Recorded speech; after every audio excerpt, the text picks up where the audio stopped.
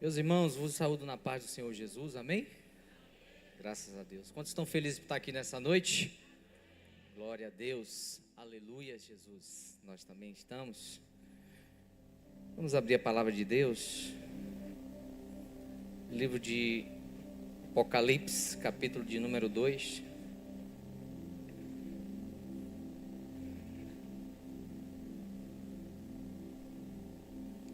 Versículo 1.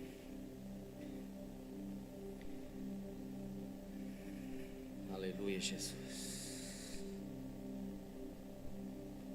Santo, santo é o teu nome. Estou usando a versão NVI.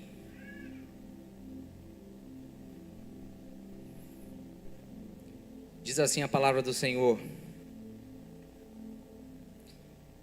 ao anjo da igreja em Éfeso, escreve: estas são as palavras daquele que tem as 7 estrelas em sua mão direita e anda entre os 7 candelabros de ouro. Conheço as suas obras, o seu trabalho árduo e a sua perseverança.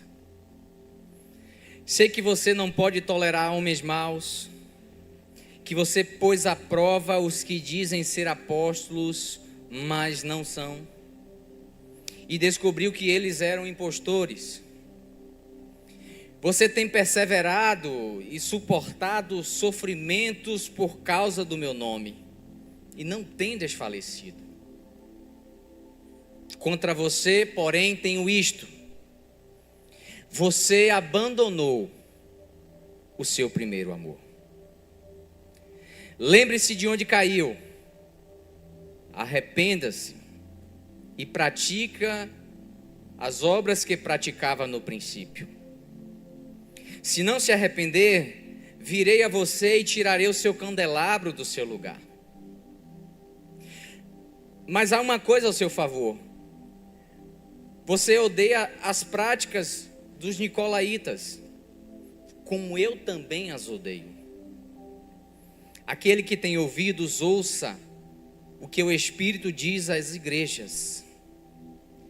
Ao vencedor darei o direito de comer da árvore da vida que está no paraíso de Deus. Glória ao santo nome de Jesus. Aleluias. Meus amados, eu vou ser bem direto, bem sucinto. Nossa intenção aqui não é colocar nenhum fardo sobre você, muito menos apontar o dedo para você. O Senhor nos conhece, o Senhor conhece cada um que está aqui nessa noite. Ele sabe qual foi o motivo pelo qual você saiu de casa para estar aqui nessa noite. Ele sabe as prioridades que você tem dado a Ele. Ele sabe aquilo que você deixou de fazer para estar aqui nessa noite. A Bíblia diz, agora, no texto que nós lemos, que João, que foi um dos discípulos de Jesus, o único discípulo que não morreu de forma martirizada. A história até diz que tentaram matar João de algumas formas, mas ele não morreu. E a Bíblia vai dizer que o império tenta isolar João. E João agora vai para a ilha de Pátimos. Porque quando todas as portas aqui na terra se fecharam para João, o Senhor Jesus chama ele, abre uma porta no céu e diz: vem cá, porque tem coisas que eu preciso te anunciar para o meu povo, a minha igreja. A Bíblia vai dizer que agora João começa a ter revelações. E veja, se as cartas que João escreveu, João também escreveu o Evangelho de João, João escreveu epístolas, eram importantes. Se as cartas de Paulo eram importantes, aqueles que escreveu a maior quantidade de cartas do Novo Testamento, inclusive escreveu uma para a própria igreja de Éfeso. Se as cartas de Pedro eram importantes, imagine agora a carta de Jesus para aquela igreja, porque aqui foi isso que aconteceu. Então o próprio Cristo agora chama João e começa a dizer a ele: vai lá e diz a minha igreja. Por que essa igreja de Éfeso recebe essa orientação? Meus amados, a igreja de Éfeso era uma igreja estratégica na Ásia.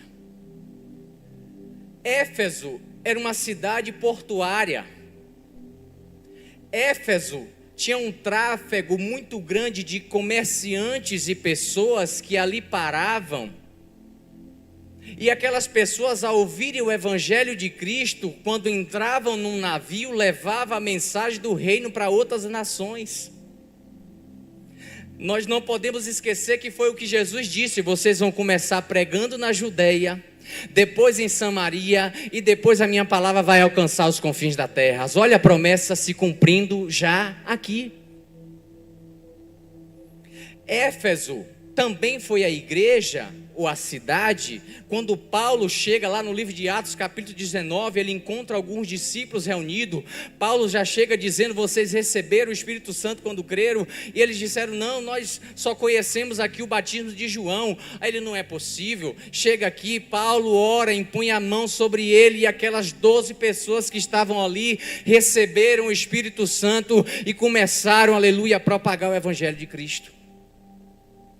A igreja de Éfeso era a igreja que funcionava nos dons espirituais. A igreja de Éfeso era a igreja que perseverava em oração. A própria Bíblia vai dizer que eles perseveravam. O Senhor Jesus diz: olha, eu conheço vocês, eu conheço a obra de vocês, eu conheço o trabalho de vocês. Então Éfeso era esta cidade com esse potencial. Aí a Bíblia vai dizer que o Senhor começa a elogiar aquele povo.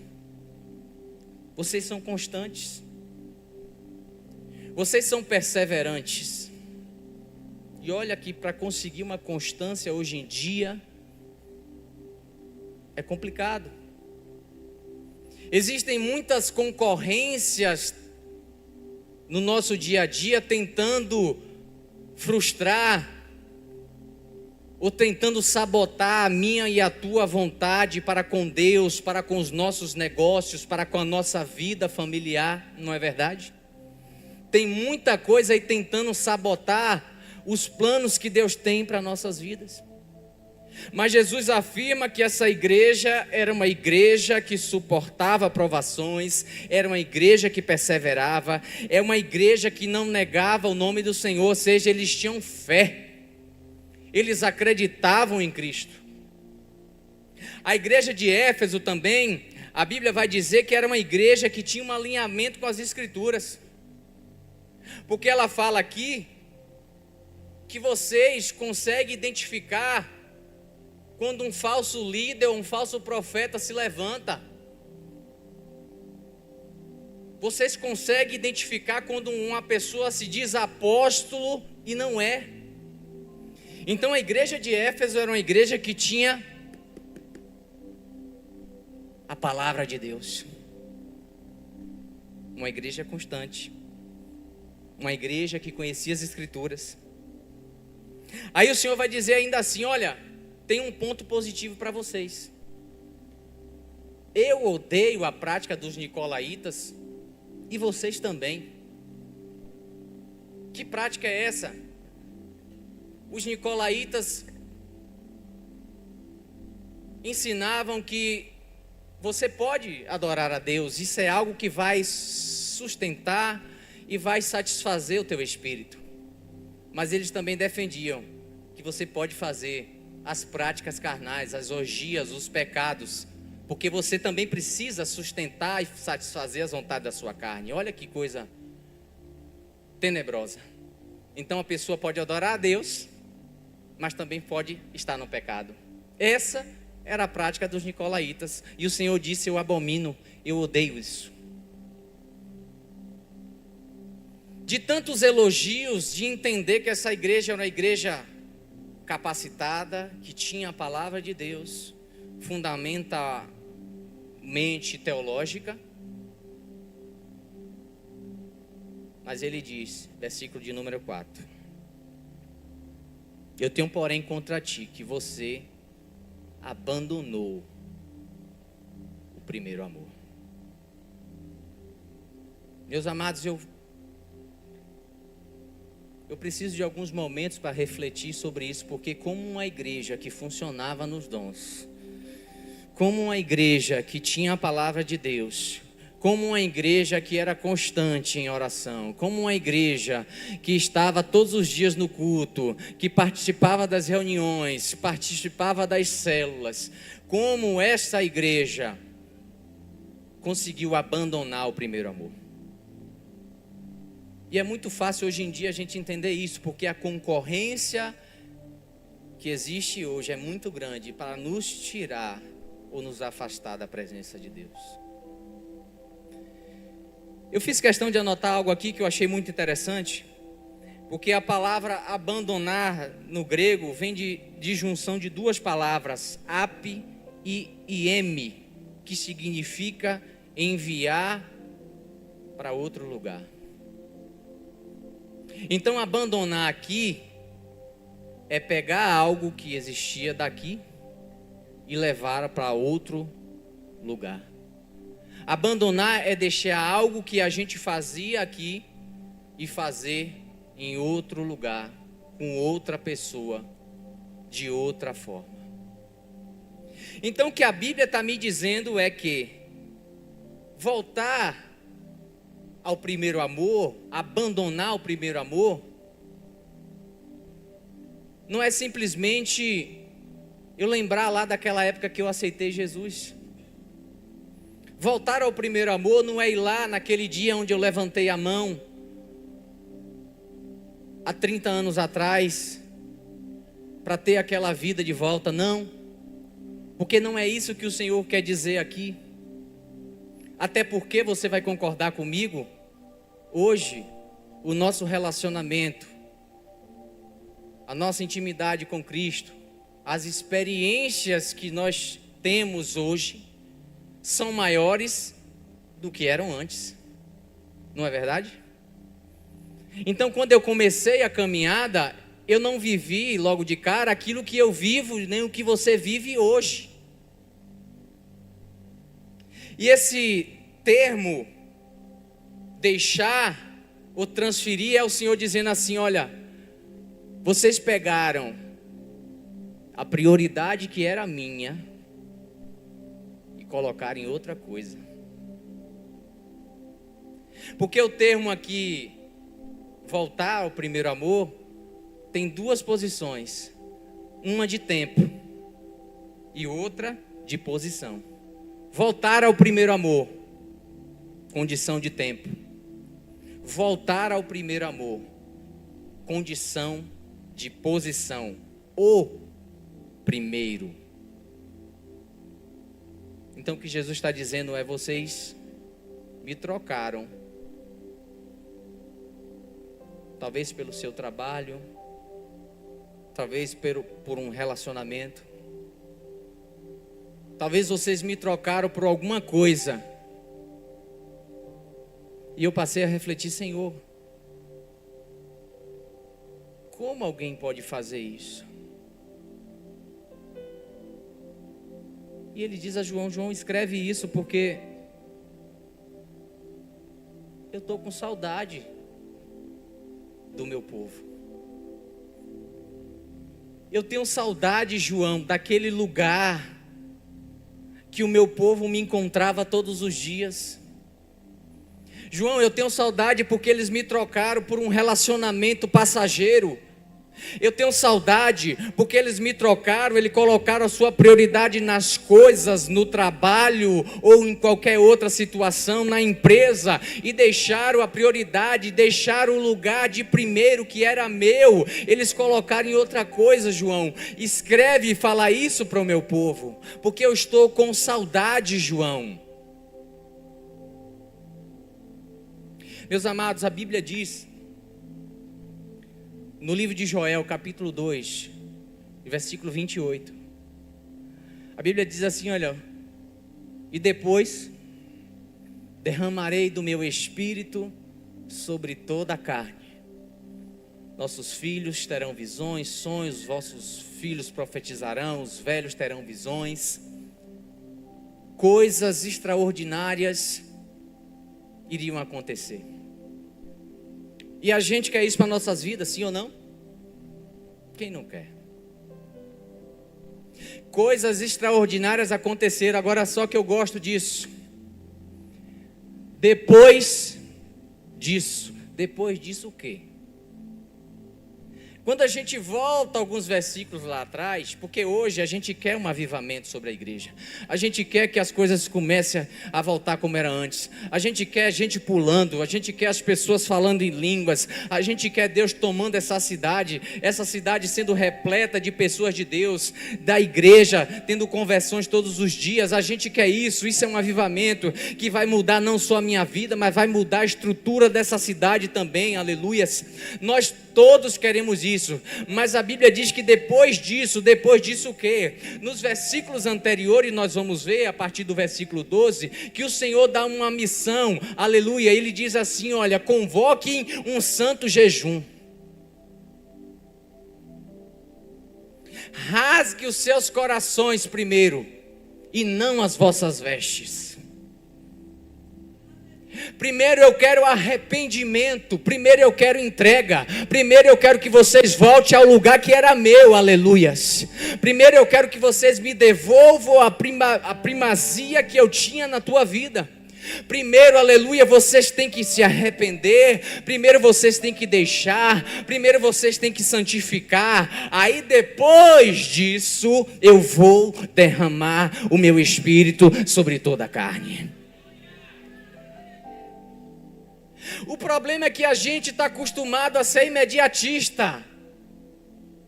A gente chega na igreja hoje, ouve uma palavra abençoada aqui que sai do altar, e eu tomo posse disso também, e a gente acha, nada, hoje eu recebi uma palavra e o meu problema está resolvido. Ah, como eu queria que fosse assim. Ezequiel capítulo de número 37, e todo mundo conhece essa história. A Bíblia vai dizer que Ezequiel tem uma visão, é levado pelo Espírito, e ele vê um vale de ossos sequíssimos. E o Senhor fala com ele, filho do homem, poderão reviver esses ossos? E ele diz, Senhor, só o Senhor sabe. E Deus diz, profetize. Maia choria canto nobias, e que chorou me antocouda. E quando ele fala profetiza, Ezequiel vai lá e diz, tá bom, vou profetizar.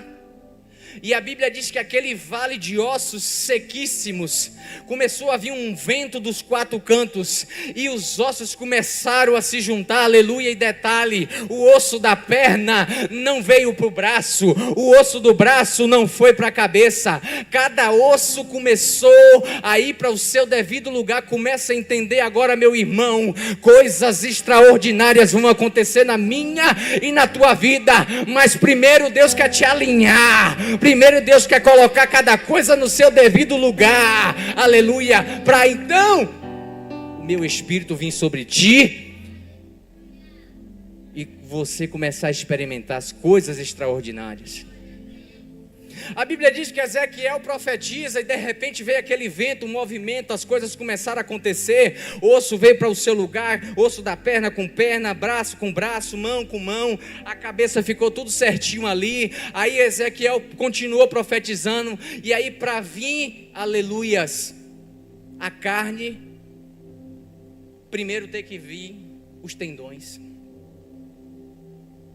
Para nascer ou para aparecer a pele, primeiro teve que vir carne.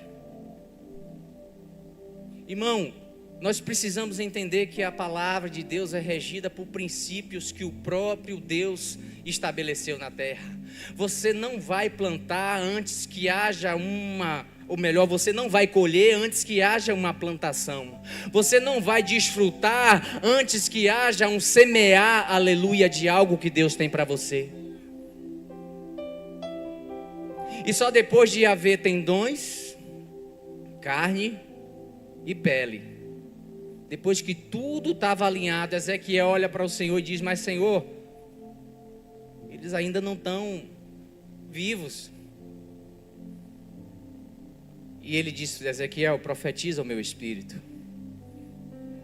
E quando Ezequiel abre a boca, aleluia, Jesus, a Bíblia diz que veio um vento.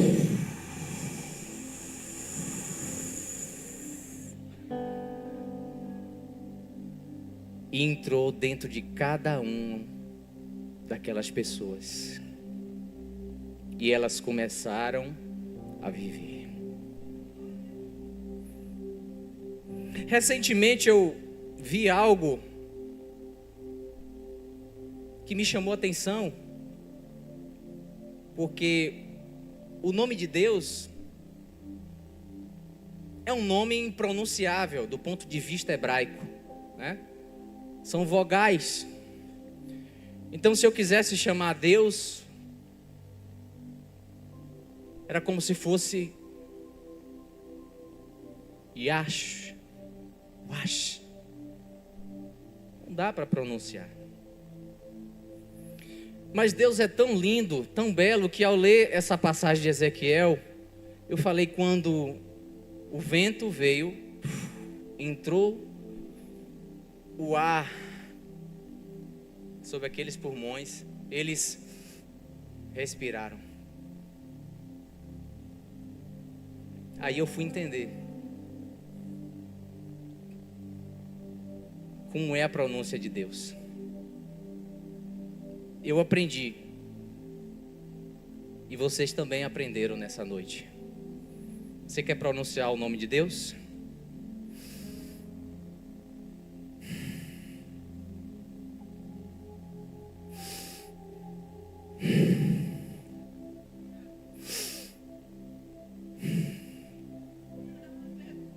Não entenderam ainda? Quando uma criança nasce, que às vezes o médico tem até que bater para ela chorar, ela chora por quê? Porque o ar entrou nos pulmões e ela começa a ter vida. Por quê? Porque Deus entrou ali. Aleluia, pega isso no teu espírito agora. Ele está aqui nessa noite para você. Aleluias. Aquele vento começou a invadir aquele lugar, as pessoas começaram a se movimentar, a andar. O Espírito entrou dentro delas através do vento, o ar. O que é que elas estavam dizendo? Deus. Deus. Mas vamos voltar aqui para Éfeso. Então, quando Jesus começa a falar isso para João, ele diz: João, eu estou com saudade do meu povo. Olha como eles são tão certinhos, João. Persevera, ora, busca, jejua, lê, conhece a palavra. Eles até sabem quando alguém fala alguma coisa aqui no altar que não é verdade. Eles estão ligados. Mas João, em algum momento, eles tiraram o meu lugar de prioridade e colocaram em outra coisa. E eu estou com saudade desse lugar. E aí Jesus vai lá e faz um convite. Lembra? Arrepende-te e volta. Lembra, arrepende-te e volta. A nossa intenção aqui nessa noite, meu irmão, é também fazer você lembrar deste lugar que você vivia em Deus. Lucas capítulo 15, versículo 17, a Bíblia diz, naquela parábola de um pai que tinha 2 filhos, e aquele filho que saiu de casa, ele lembra da forma como os empregados do seu pai eram tratados e como ele se alimentava, enquanto ele estava naquela condição deplorável de se alimentar até dos alimentos que os porcos comiam. E a Bíblia diz que ele lembra. E o versículo 18 diz: eu vou voltar para a casa do meu pai. Eu vou voltar para a casa do meu pai, porque lá eu era bem tratado. Eu vou voltar para a casa do meu pai, porque lá eu tinha tudo que eu queria. Eu vou voltar para a casa do meu pai, porque lá eu comia bem, dormia bem, e eu era feliz e não sabia. Porque infelizmente muitas pessoas só valorizam quando perde. Infelizmente. O livro de João diz que, João 14, 26, uma das funções do Espírito Santo é nos fazer lembrar.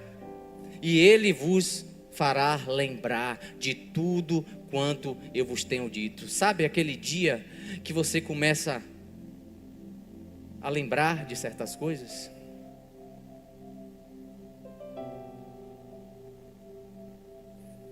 Meus amados, Juízes capítulo de número 6, a Bíblia fala que Deus visita Gideão. E aquele momento que Israel vivia era um momento difícil. Se nós formos analisar o livro de Juízes, você vai ver lá que haviam ciclos de obediência a Deus e ciclos de desobediência. Havia um momento em que o povo andava nos caminhos do Senhor, respeitava os mandamentos do Senhor, guardava a sua lei. Haviam tempos de paz, tempos de bonança. Mas nesse meio, havia um momento em que o povo se desviava dos caminhos. O povo deixava a prioridade de Deus. E com isso a Bíblia diz que se levantava adversários, até às vezes mais fracos do que o povo de Israel, e oprimia o povo. E chega aqui em Juízes capítulo número 6, a gente vê uma situação que ocorre contra os midianitas, um povo que oprimia o povo de Israel. E a Bíblia diz que o encontro do Senhor com Gideão é um local indiferente, malhando trigo no lagar, num buraco, para se esconder dos midianitas, porque eles não podiam chegar ali e ver aquilo, porque senão eles iam roubar aquele alimento de Gideão. E a Bíblia diz, e eu fiquei muito impressionado com a forma como Gideão conversa com o anjo. E se você for ler lá na sua Bíblia, vai estar escrito assim: o anjo, uma forma teofônica, o próprio Deus se apresentando para Gideão naquele momento. Não era um anjo, era o anjo. E aí a Bíblia diz que ele fala bem assim: o Senhor é contigo, varão valoroso.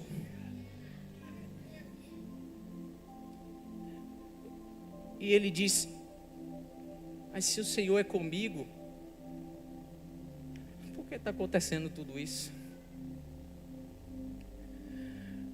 Se o Senhor é comigo, por que meu filho está naquela situação? Se o Senhor é comigo, por que essa enfermidade está me oprimindo, Pai?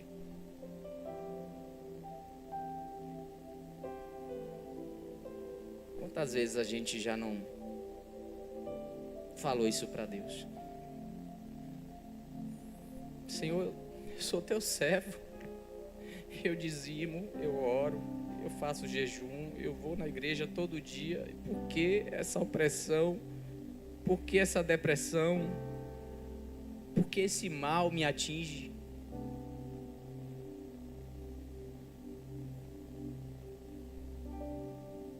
Talvez, meu irmão,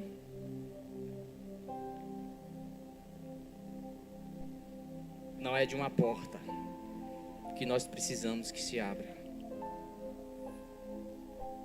Talvez o que a gente precisa é voltar para aquele lugar onde Deus tinha a prioridade nas nossas vidas.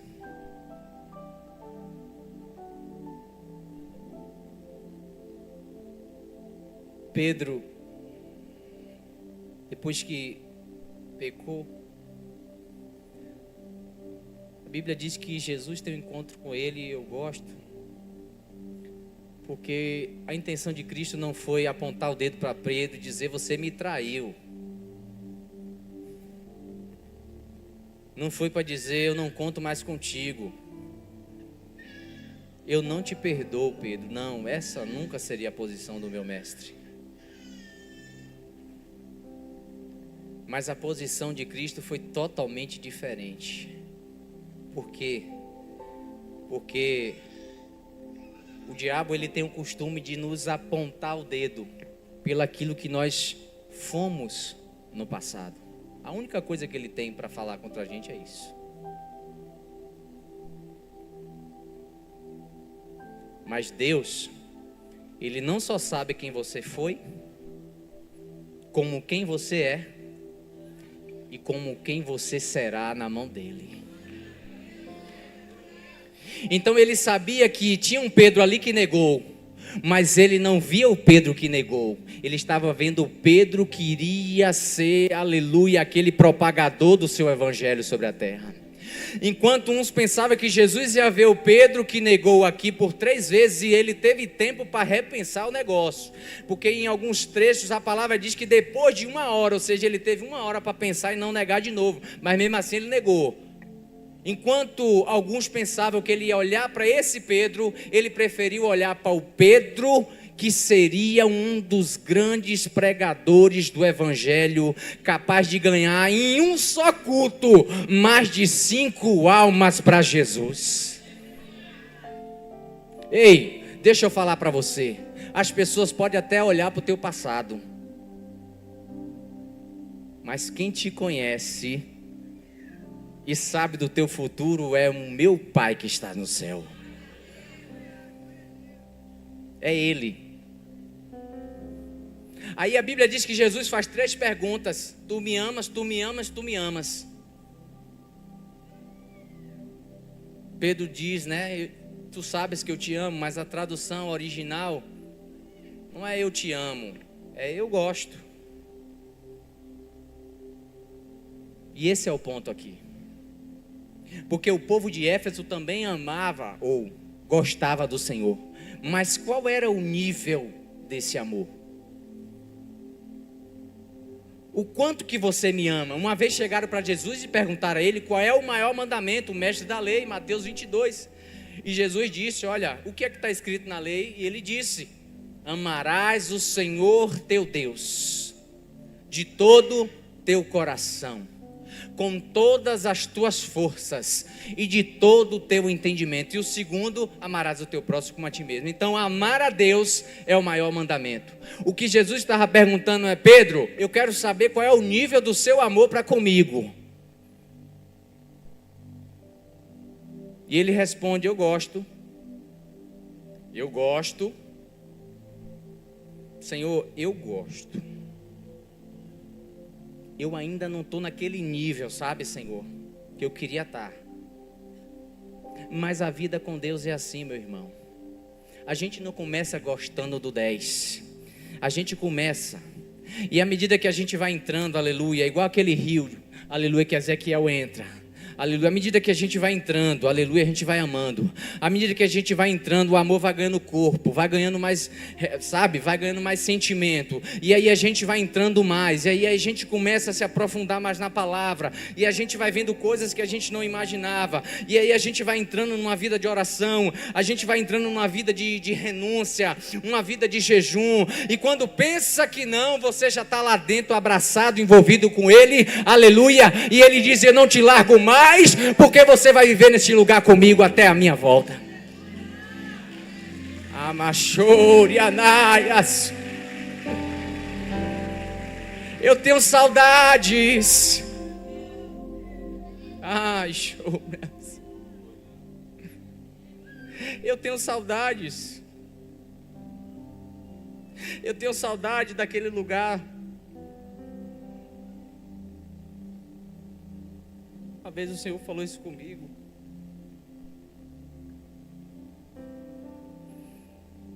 Filho, eu tenho saudade daquela laje, quando tu ficar de joelhos. Eu tenho saudade. Eu não vim aqui te apontar o dedo, eu não sei que condição você entrou aqui nessa noite, porque existe uma maravilha de Deus para a tua vida, existem coisas extraordinárias, o Senhor quer nos colocar em lugares extraordinários. Já foi dito aqui nessa noite, meu irmão, que se você quiser e ouvir, aleluia, e obedecer, você vai comer o melhor dessa terra. Mas eu não posso sair daqui sem te dizer que se não houver um alinhamento, se não houver um ajuste, se a gente não voltar para o lugar de prioridade que é dele, aleluia, a promessa da palavra de Deus não vai nos alcançar. Eu tenho saudade.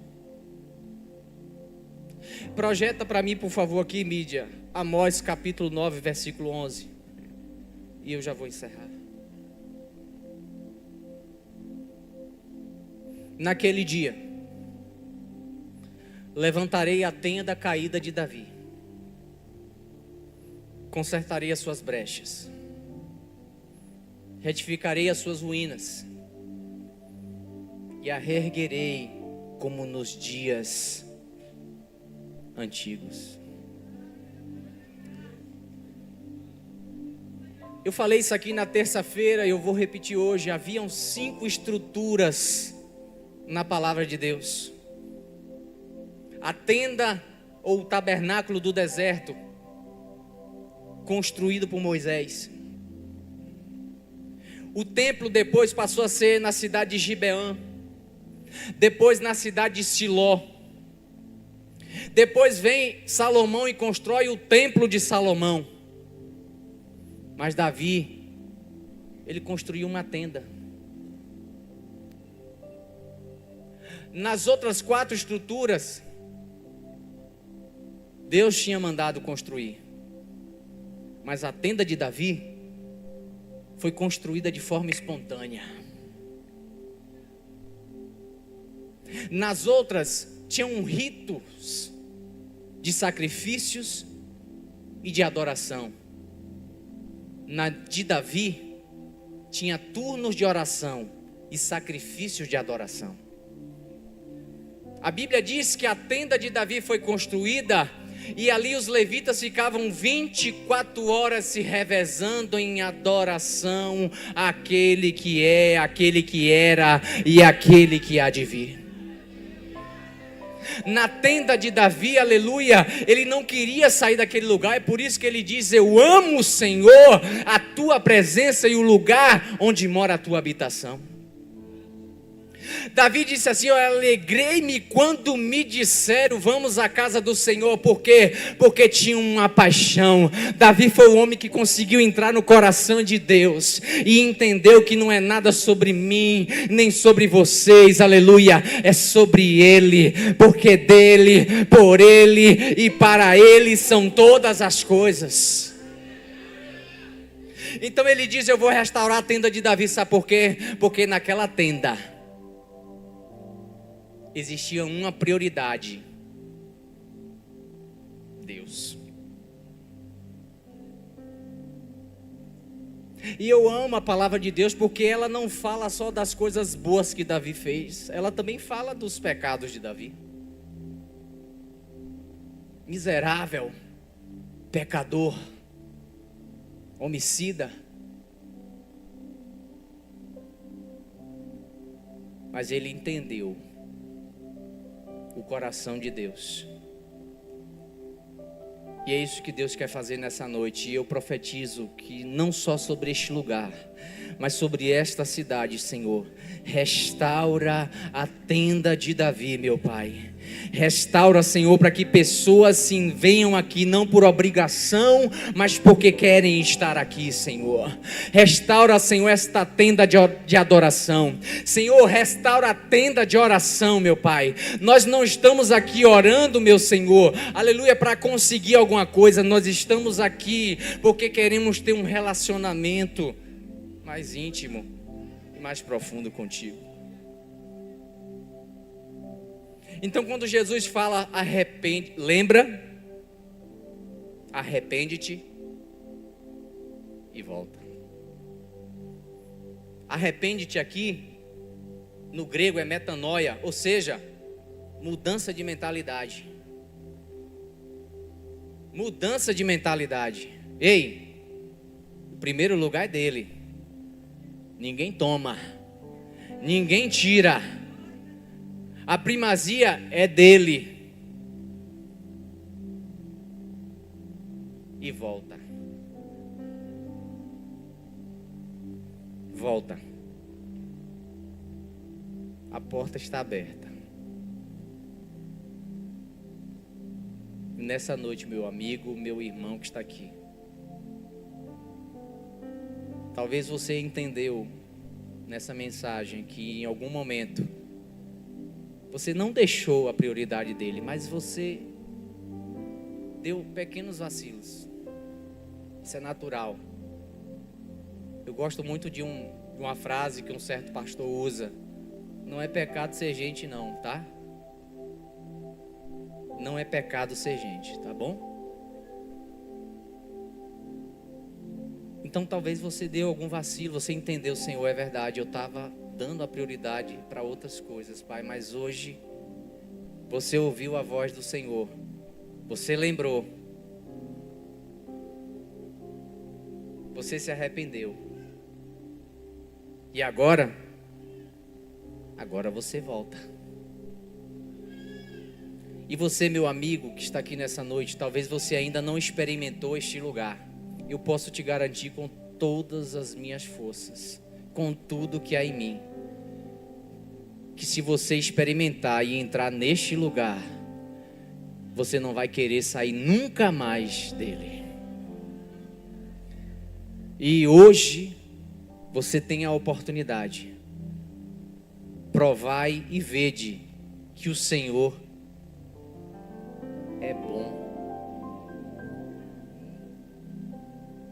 Meu pastor Joelson, enquanto o pastor Joelson não vem, eu gostaria de dizer mais algumas palavras.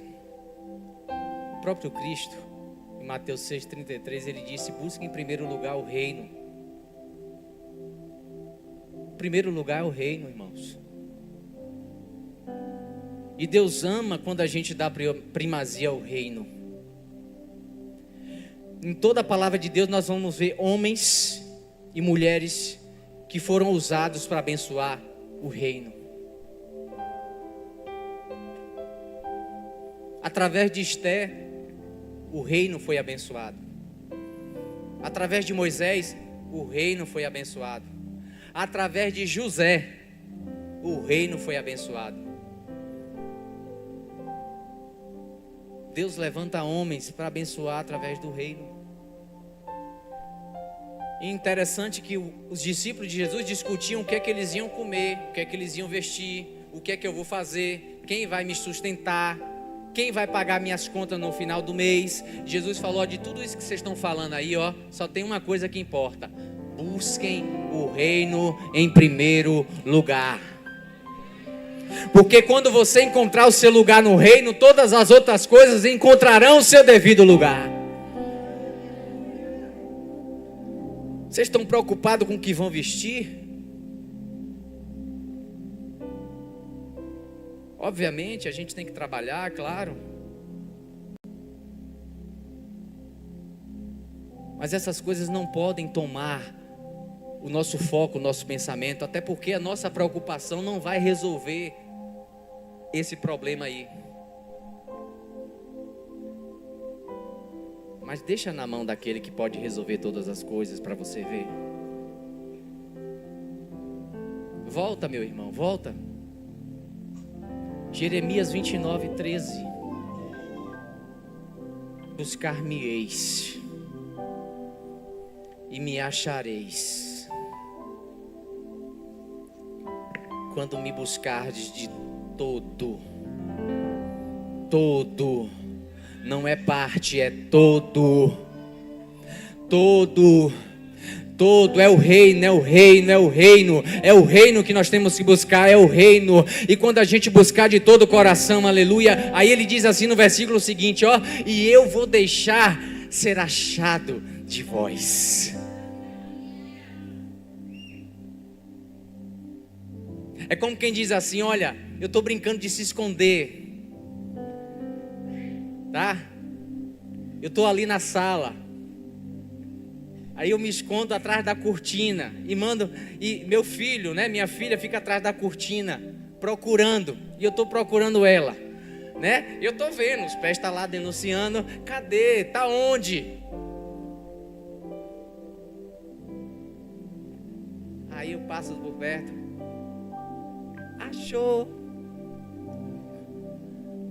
É mais ou menos isso que o Senhor está dizendo aqui. Eu vou deixar vocês me encontrarem.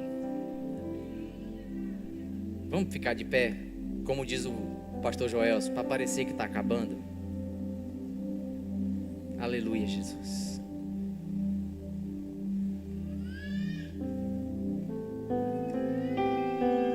Que Deus possa abençoar você nessa noite, meu irmão. Deus tem grandes coisas ainda para a tua vida. Ei, Ele não abriu mão de você não, viu?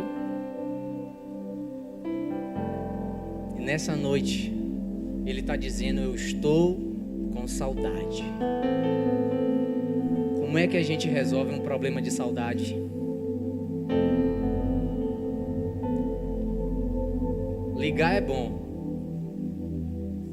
mas encontrar pessoalmente é melhor. E Ele está aqui de braços abertos. Filho, vem. Vem. Vem porque teu Pai te chama. Que Deus te abençoe nessa noite em nome de Jesus.